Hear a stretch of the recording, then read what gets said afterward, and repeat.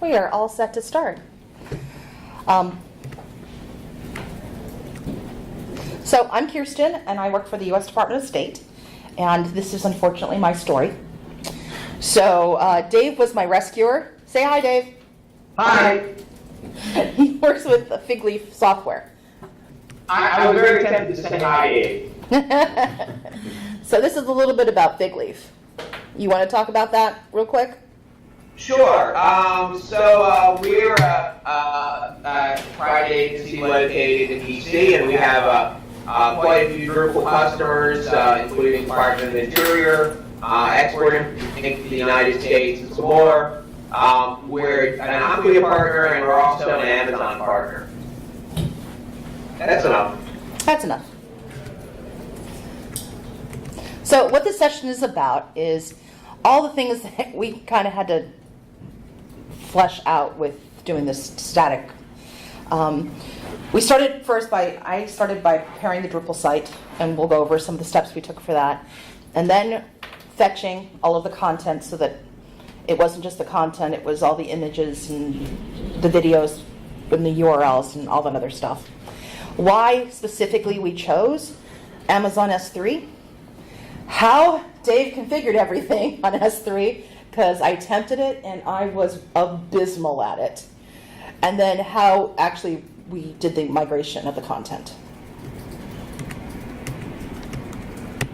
So for my purposes, there was an actual specific requirement for this. I had to retire my site. There was no choice.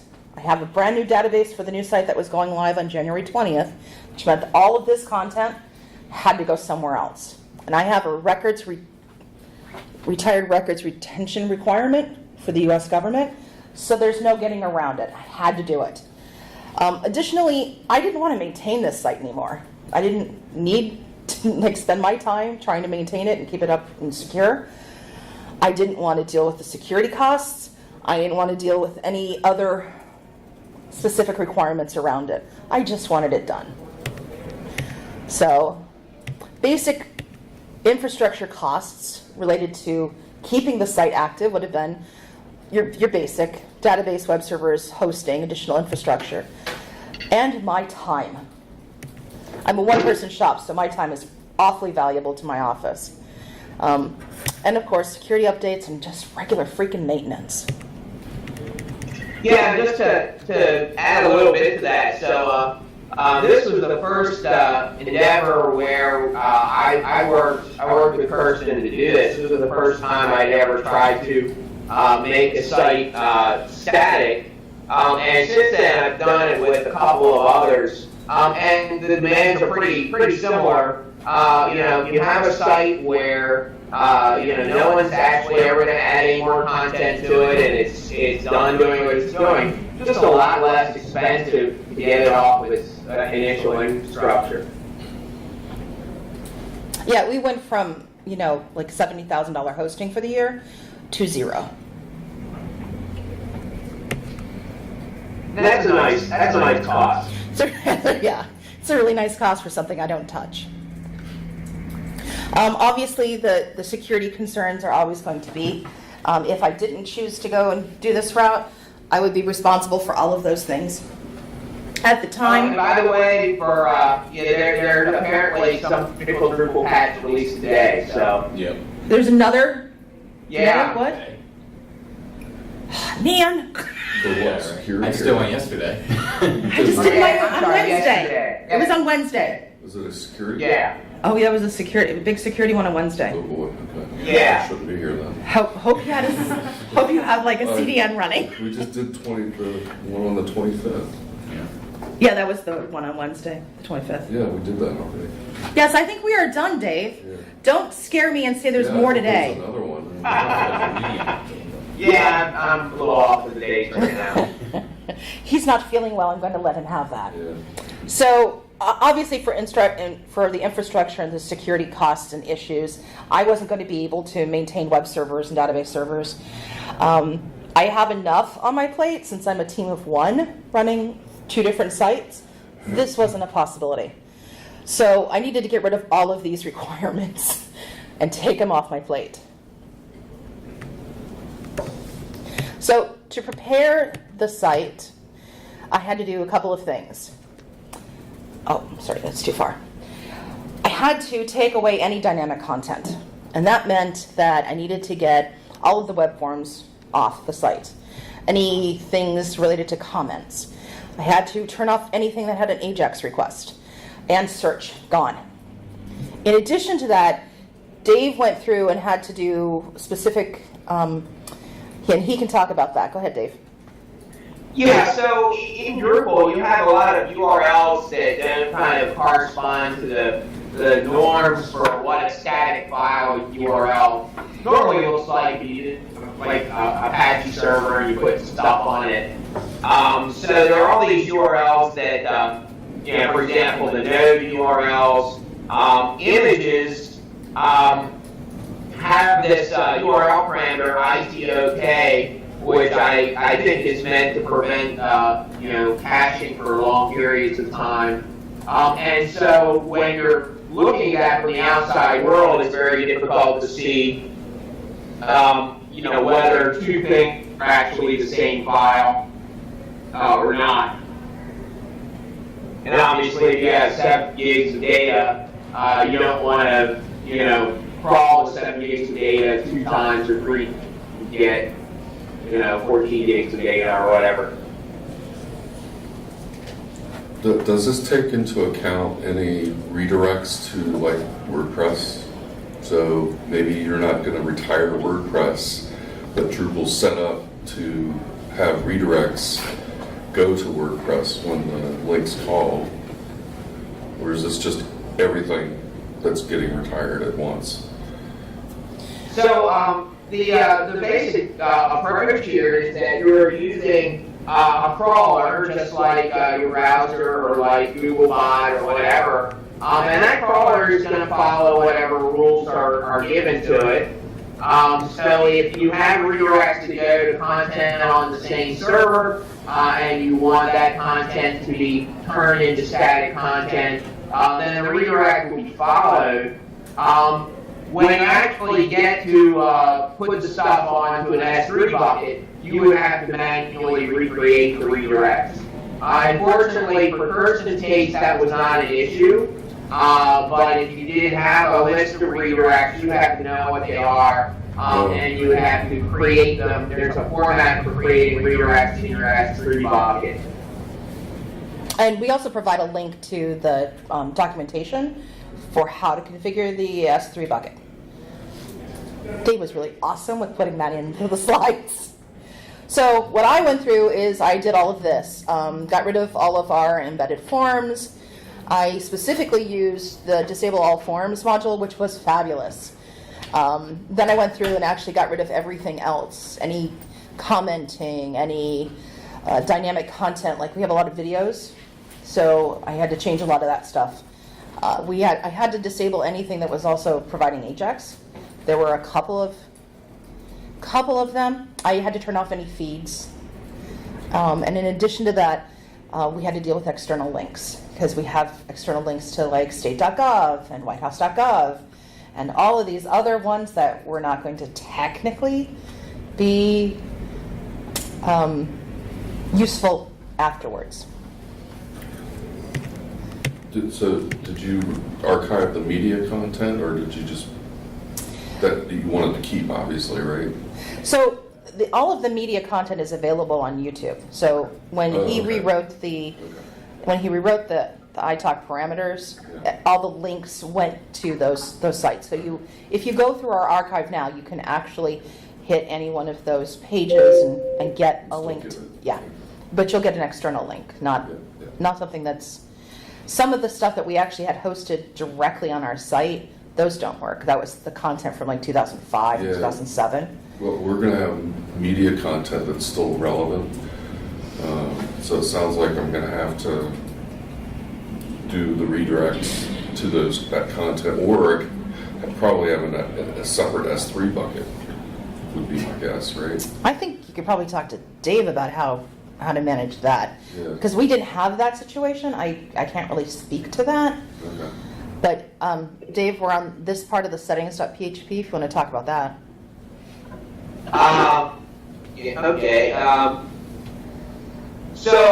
Well, to go back to that question, I kind of heard part of the question from the audience. You can host practically anything that can be represented as a static file on S3. So if you do have, if you have video files and things like that, S3 can serve them up. It obviously can't do any kind of like live streaming or anything like that. So you can put those in S3, and also by extension in CloudFront. CloudFront can pull that data and serve that.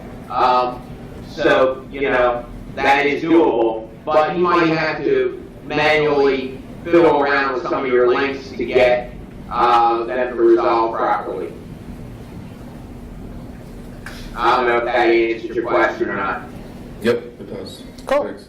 Okay. Another question? Hold on. Well, just will you be putting these available, making them available? So we're recording now. So not only will you be able to see the slides, but you can actually re-listen to this afterwards. And additionally, you'll have our contact information at the very end. Thanks. Okay, go ahead, Dave. So in Drupal 7 and Drupal 8, there are configuration options to let you turn off these URL parameters. These are not things you would probably want to use in production, but when you're archiving your site, you do want to use them just so you minimize the number of times you download the same file. Okay, moving on.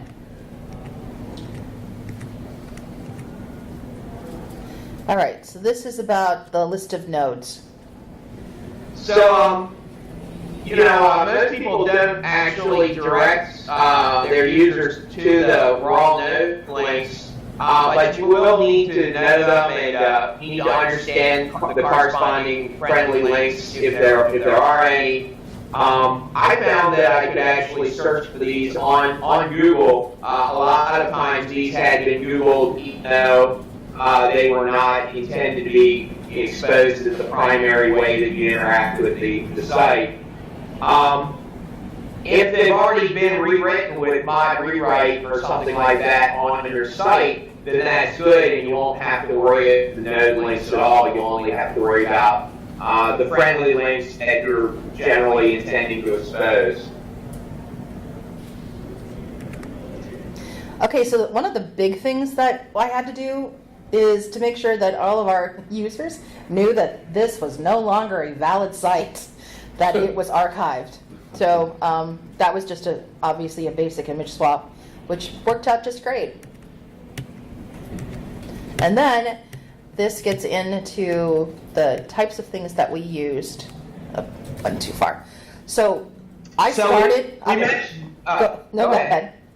Okay, so I started by using wget and httrack, and I also tried SiteSucker. All of them worked to some extent, but I kept missing a little piece. I was dropping some content. And then Dave came in and used his Windows machine, which apparently was a really crappy machine that he just talked about, and was able to do a much better job of collecting all of that. I think you used WinHTTrack, right? That was what I used there, which is not the tool that I normally use for interacting with it. That's stuff that is not really a command line tool. But the big issue that we were all having was that because of the nature of URLs in Drupal, we were not getting them all, or we were getting duplicates of a lot of them because URL parameters would be in a different order or something like that.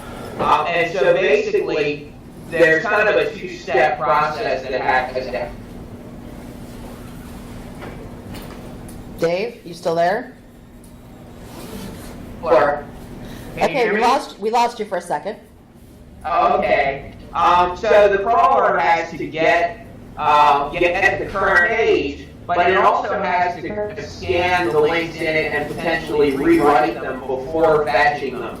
And that was really the problem that we were all running into. And it wasn't just Kirsten. Kirsten had the problem, and then she asked me to help And I ran through it several times, and it took several different iterations before I figured out how everything should be rewritten as it's crawled. And so that's why I ended up using WinAT is because it just made that process a little easier because it had a GUI. And so we can actually show the GUI, which I believe is the next slide. Yeah, and while we're on this one slide, if you are using a command line crawler and you're trying to get 7 gigs of data, you might not be able to do it all in one operation, so you might need to pause and resume, and that's kind of an issue with wget, right? So if you're doing that, and then you know that your machine's hard drive is about to go out, you might want to pause it. Which was a problem I had. Okay, so this is the winning sample of what actually worked. And I'll show you the next slide too, which has the next piece. It's a little bit more detailed. And again, this is all going to be available, so you don't feel like you have to figure that out.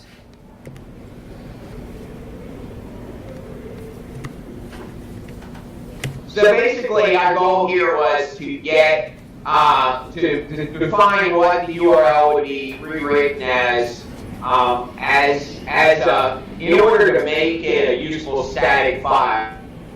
So your Drupal URLs, as they are, aren't really going to work without massive kind of server-side configuration to handle, what maps the Drupal URL to put a real file.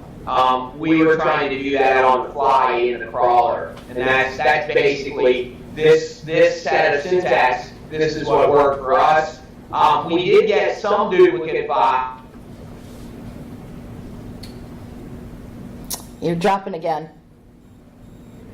There was a much smaller number. Some duplicate files here, but in general, it's a much smaller number than we got other ways. So this is the syntax that we went with. When I was doing it, we were getting it almost double the number. A couple of times I figured out what the problem was don't be me. Make sure that you're in the right folder when you do this. I didn't always remember to do that. So sometimes I would copy it into the same folder and it would repeat the process, and then it would copy itself into itself, which was just painful. But hey, I learned a good lesson in that one. Always make sure of what file folder you're in.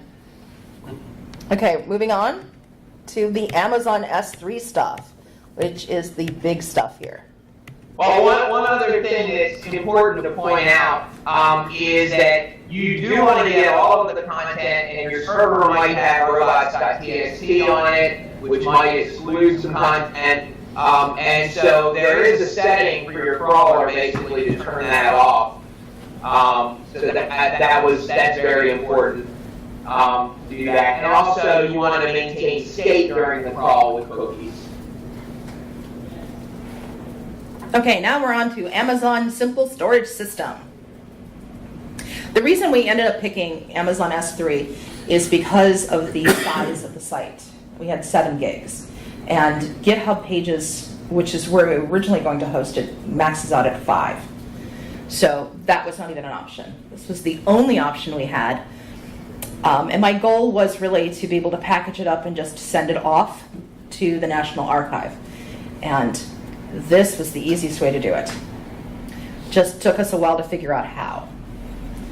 All right, your turn.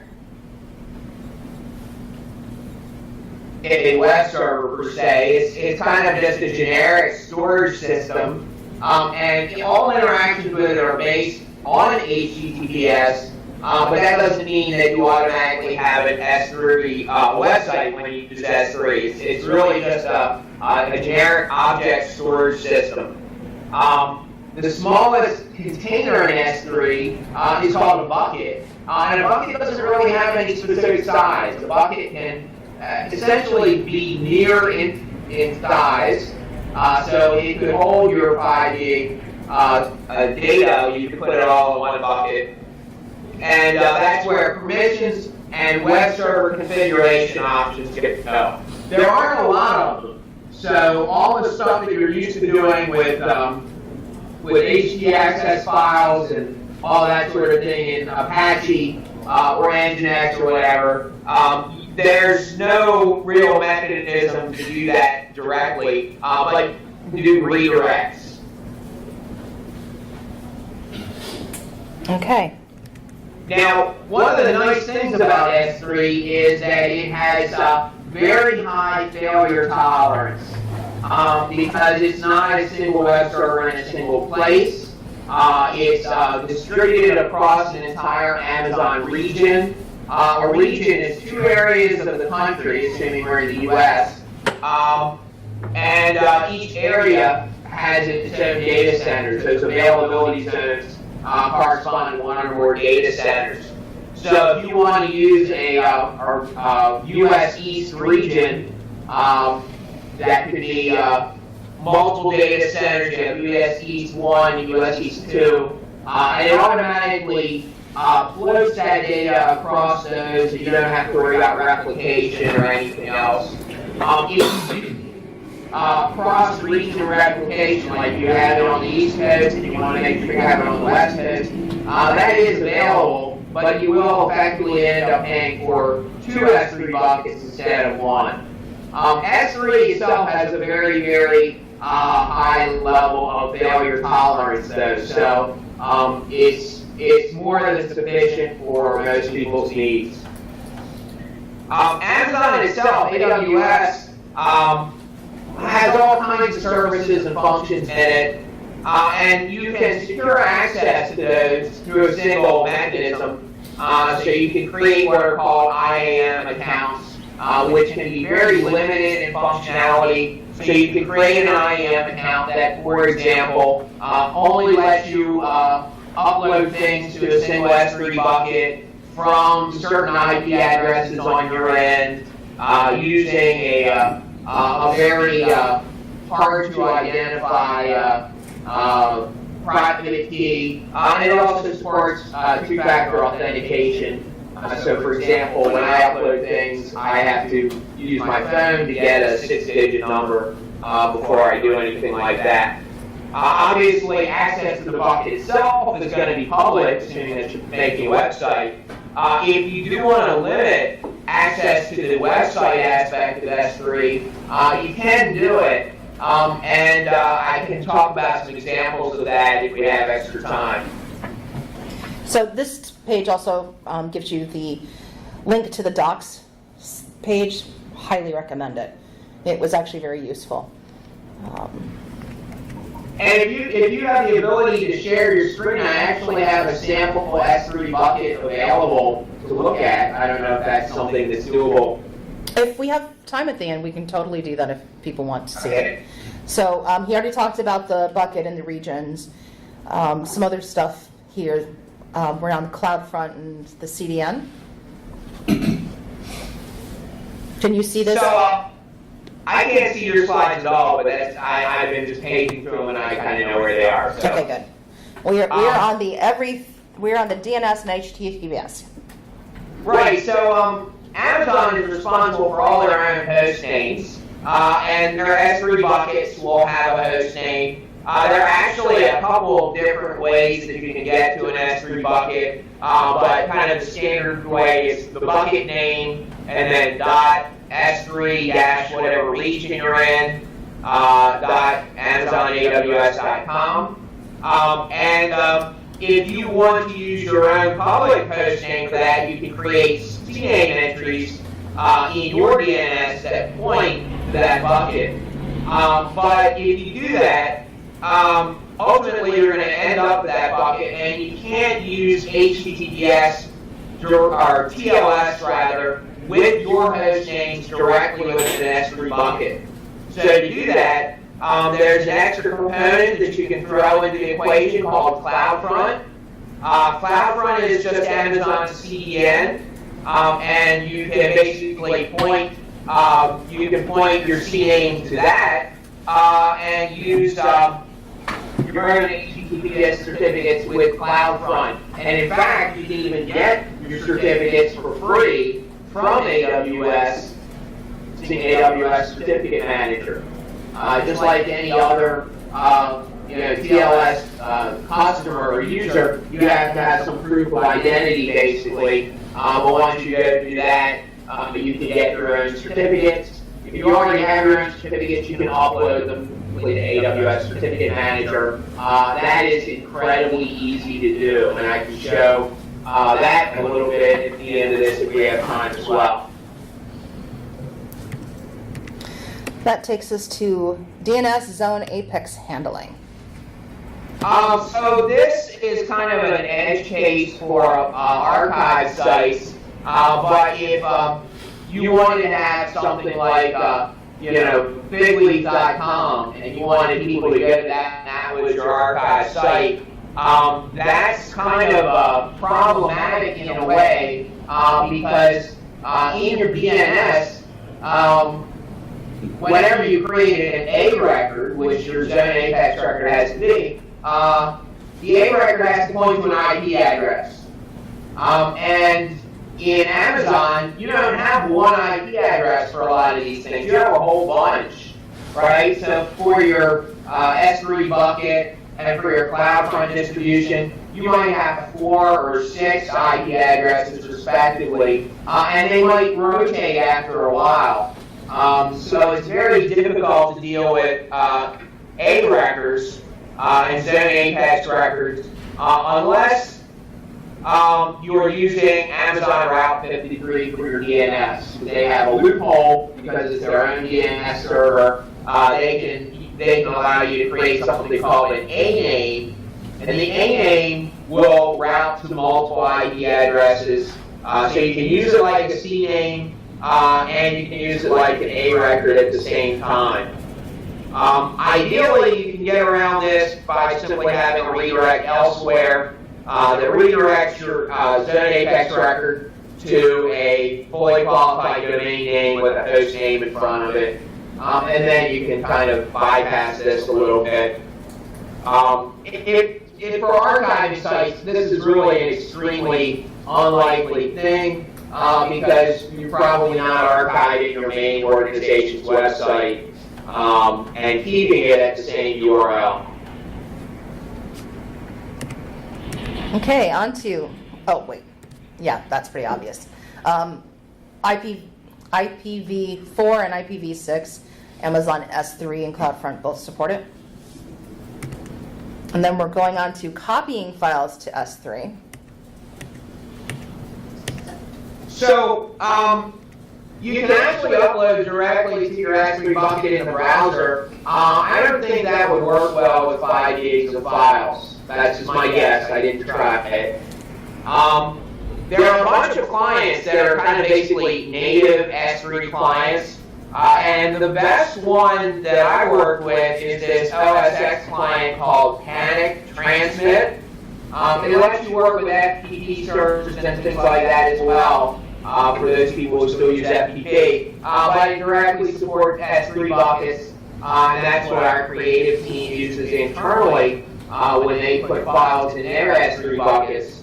On Windows, there's a free tool called CyberDuck that isn't very good.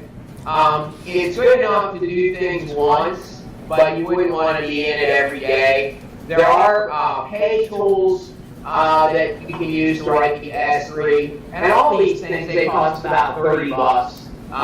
Transmit costs about $30, I think, and the Windows S3 tools cost about $30, but there's no good free S3 tool, except for the AWS command line interface. The AWS command line interface will let you perform all kinds of operations. It's obviously done from the command line, but you can basically point it to a local folder and then point that to a bucket, and it will upload the whole thing.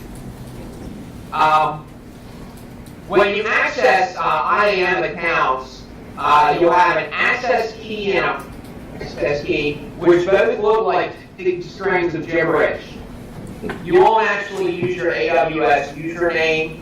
And you do want to use IAM accounts for everything because the root account really is too dangerous to use generally.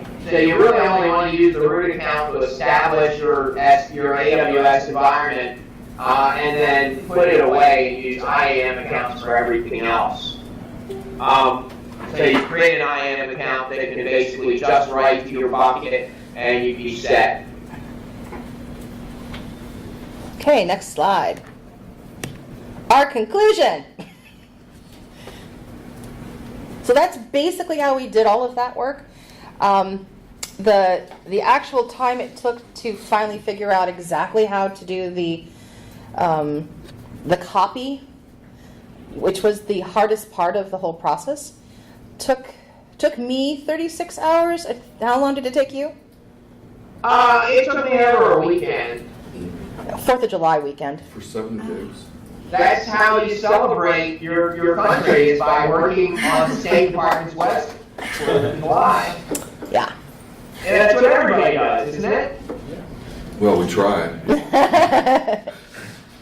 To reach us, that's our information. So feel free to, that's us on Twitter, and our slides are also available there, but that's from last year, and we will be posting them for Drupaldelphia, and of course we have the video now. So, and actually that Twitter handle is no longer valid. I changed it for reasons I'm not going to go into to something else. well, I should probably check. I'll correct that. Yeah, I can IM that or something, if that's helpful. How long do you have to keep your archive? I was told a year. That was what I was told, but it doesn't look like NARA has the bandwidth right now to be able to take on the archives. Okay. So So you have to wait for it's them indefinite to now. Pick it up then. Yeah. And Once they're ready to pick it up, those have- go to your bucket and pull Yes. it? Okay.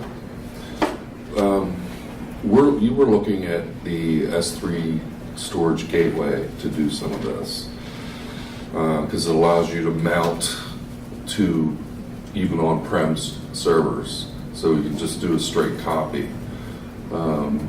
Was that, I mean, I know it's kind of new technology, so I'm not really... we started this Yeah. process last year. Yeah, The problem with using that is that it intends that you're going to kind of keep your existing file structure. It's not really useful for web applications. So, if you have an NFS or EFS or whatever locally, the way that people are accessing that is, they have file names and they're browsing directories to get to those file names. There's too much difference between Drupal URLs and the underlying corresponding files that they have. So you really wouldn't be able to use that unless you had a static website locally and you wanted to transfer that. yeah, we have a combination, so we have one static site that we could probably do that with, but the rest Yeah, of it... so for anything dynamic, you have to Yeah. crawl it, and as part of the crawling, you're going to have to rewrite contents in certain ways in order to make dynamic references static. Okay, thank you, that helps. Anyone? Oh, feel free to ask us questions. I'll tell you how I failed, like no problem at all. Would you ever recommend doing this with a site that still gets new content and putting it on a static site generator somehow, or? Since you don't really have dynamic, I mean, the only way, I wouldn't, but it was because I had a very specific use case for this. For the content that we have for my agency, I would definitely not do that. I think it's... So what was the question? I wasn't able to hear the question. Would you use this to be a static site generator for new content? And I think it would depend on the use case. Yeah, I would say no, because this is basically, the Churchill quote about democracy being the least good form of government except for all the others. crawling a website to get content is the least effective way except for all the others.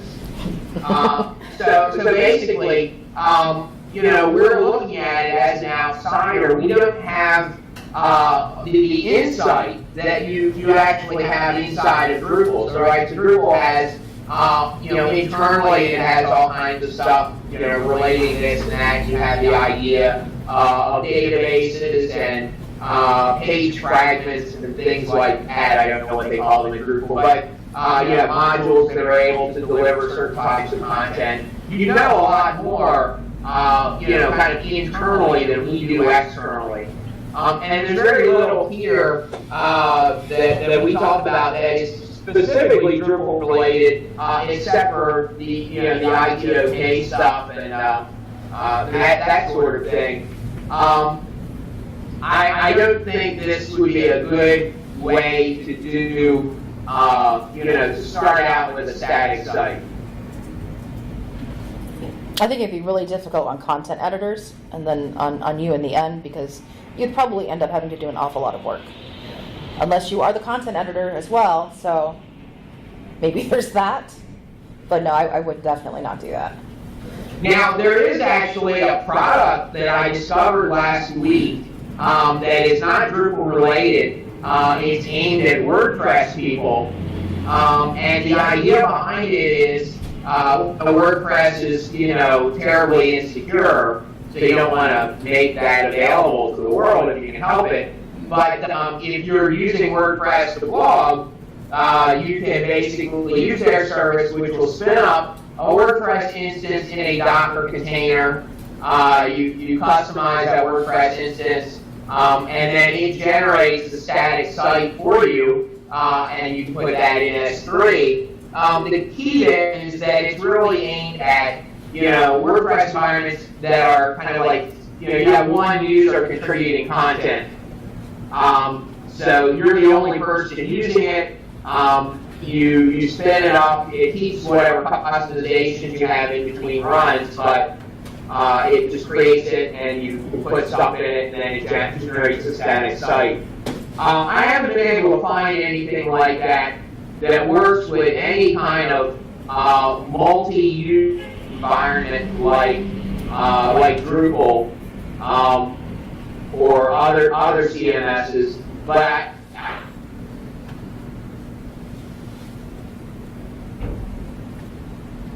I think we lost Actual you. into, Yep, we lost you again there for a second, Dave. sorry, you got me now? Yes. Now we do have another Okay. question in the back. Did you have a question? Yeah, I was kind of curious if anybody's messed with like some kind of search function that would work on archived static sites. That's not Drupal. I mean, that's not Google or something like that. On the other archive sites that you've done, have you been able to use search in any way? Because I know ours is now, it's Google period. And in fact, our search didn't work real well on the old Drupal site as it was. That had a lot to do with the fact that there was no developer for 3 years. And I came on and on that red screen of everything that was already an issue. I was just really happy that no one had hacked the site in those 3 years. So yeah, there are actually a couple of different ways that you can approach search. There are now a bunch of cloud search products that you can use. You would basically have to rewrite all of your content a little bit to point to the search form that they generate. One is Swift type. There's another one that I am not remembering right now. But there's probably 2 or 3 out there that would work for you.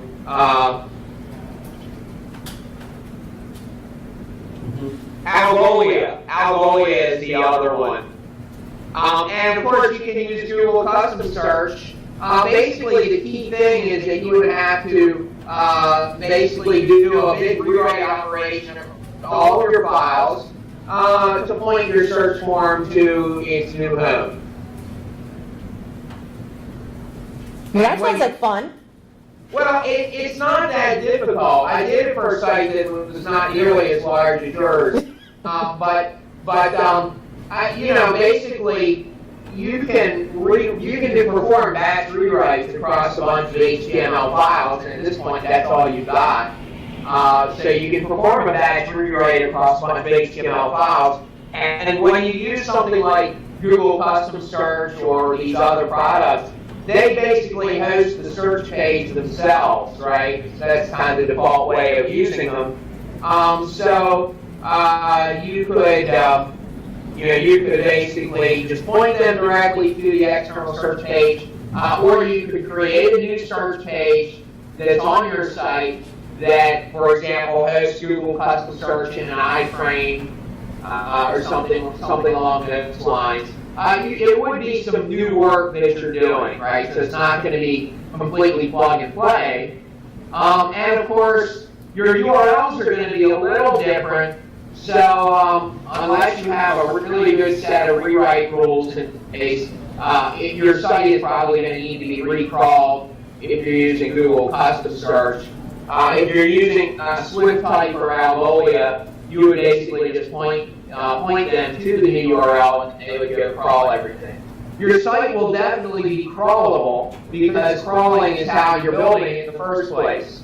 So your site won't have, crawler problems the way it might have if it were a dynamic site. Anybody else? Well, thanks for coming. And it was awfully fun to go over all of my failures again. My theory is always fail up. Thanks for sharing your pain. Thanks a lot, Dave, for calling in, too. If it weren't for our failures, what would we have to talk about, right? It's true. That's the come from. I think it's really important that we actually be able to talk about them and kind of laugh about them and to not be me. It was really awesome to be able to work with Dave on this, and I think we only worked on it for about 2 weeks, and since then we've done this. This is our 4th time of doing this, isn't it? Yeah, I think so. We added a little bit each time, and we change it every time. That I wasn't able to come up because I do want to show some of the S3 and CloudFront stuff directly, but maybe next time if anyone wants to see it. Yes, maybe next time. There's Asheville's coming up, Chattanooga, Denver Camp, and of course Drupal GovCon, which is coming up as well. So I'm sure we'll update this and submit it for GovCon as well. So Because all the Govies have to do this. Do you have to archive every 4 years, or? Archiving sometimes is every. So I've already been warned we need to archive content from the previous secretary. So it's possible you may have to archive more frequently than even every 4 years. For this, when we did this on this particular project, since it had never been archived, it was a little bit more. It would probably be a lot easier right now to crawl it. I don't think it take 36 hours to make a copy of it. Yeah. I think it would take a lot less time. A lot less time. We don't have anywhere near as much content. Yeah. And it would be a lot easier to turn off the dynamic stuff. That we are, again, the approach that we're taking in many ways is the least good approach in the sense that, we're kind of waiting until, archival requirements may have come and gone before actually archiving the site.